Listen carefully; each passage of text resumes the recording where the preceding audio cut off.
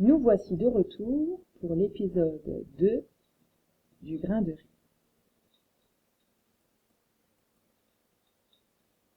On commence par raconter l'histoire. Toi aussi, ce serait bien que tu t'entraînes à raconter l'histoire. C'est l'histoire d'un jeune homme très pauvre qui habite à la campagne. C'est le soir du 31 décembre. Et d'habitude, ce soir-là, on fait un bon repas. Le jeune homme aimerait beaucoup faire un bon repas, mais il n'a rien à manger. Il va dans sa cuisine et il fouille sa cuisine de fond en comble, partout, de fond en comble.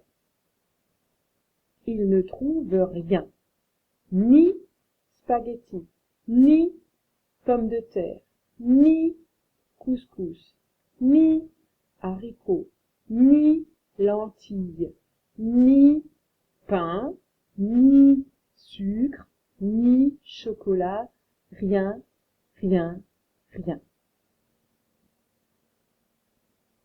Il ouvre le tiroir d'une vieille table en bois et, dans une fente, il trouve un grain de riz. Il se dit: chouette! Je vais faire cuire ce grain de riz. Ça vaut mieux de manger un seul grain de riz que de ne rien manger du tout.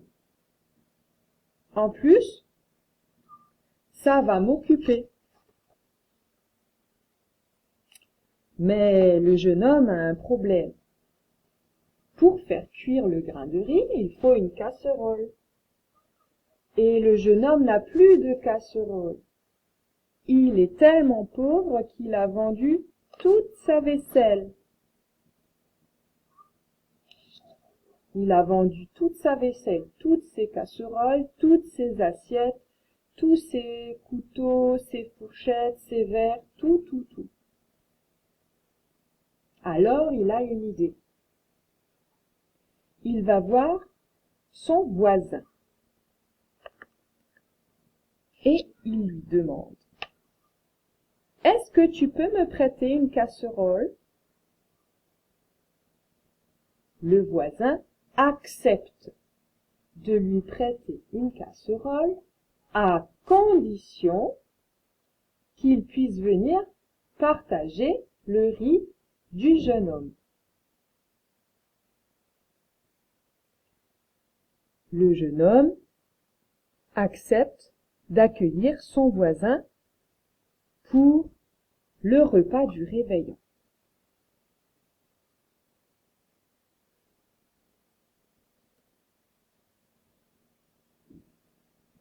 Observons la deuxième illustration.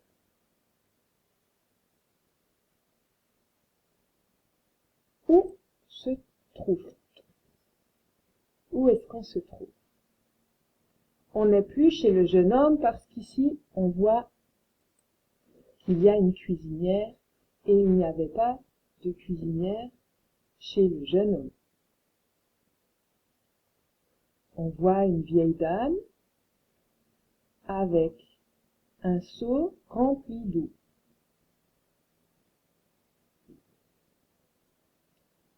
Qui est-ce que ça peut bien être? Pourquoi le jeune homme est-il allé chez cette dame?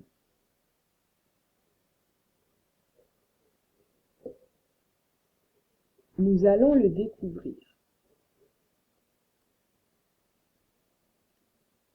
Tu ouvres ta boîte à vocabulaire dans ta tête, la boîte que tu as fabriquée pour l'histoire du grain de riz. Tu te souviens, on a déjà vu ça. On a vu casserole, qui est différent de poêle ou de marmite. Et aujourd'hui, on va parler d'eau courante. L'eau courante, c'est l'eau qui vient jusque dans les maisons. Les humains ont inventé des systèmes de tuyauterie qui permettent d'acheminer l'eau, de faire un chemin à l'eau, d'acheminer l'eau jusque dans les maisons. Et c'est grâce à ce réseau de tuyauterie qu'on peut avoir l'eau courante au robinet, dans les maisons. Quand il n'y a pas l'eau courante dans les maisons, à ton avis, où va-t-on chercher de l'eau? Eh bien, on peut aller au puits. Ici, tu vois différents types de puits. Ce sont tous des puits. Ce sont différents puits. On peut aussi aller chercher de l'eau potable à une source d'eau. L'eau potable, c'est l'eau qu'on peut boire. Toute l'eau qu'on trouve n'est pas forcément potable. Et parfois, dans des villages, on peut trouver des fontaines, comme ici.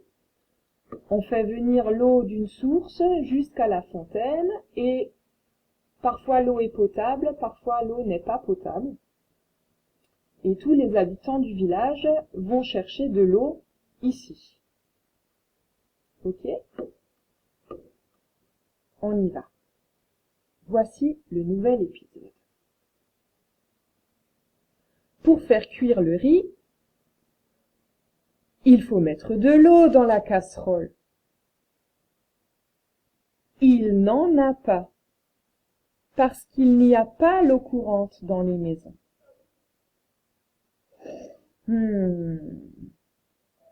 La voisine, elle va bien me passer un peu d'eau, pense-t-il. Le jeune homme va chez la voisine. J'ai du riz à faire cuire pour ce soir, pour le voisin et moi. Mais je n'ai pas d'eau. Tu peux m'en passer un peu? La voisine lui répond. D'accord, mais je me suis donné du mal pour aller à la fontaine.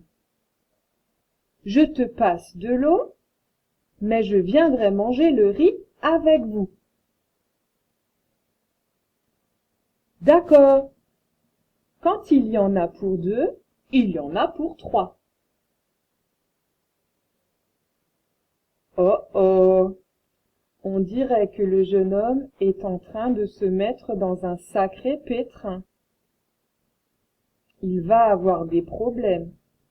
Il a un seul grain de riz et il a deux invités ce soir, son voisin et sa voisine.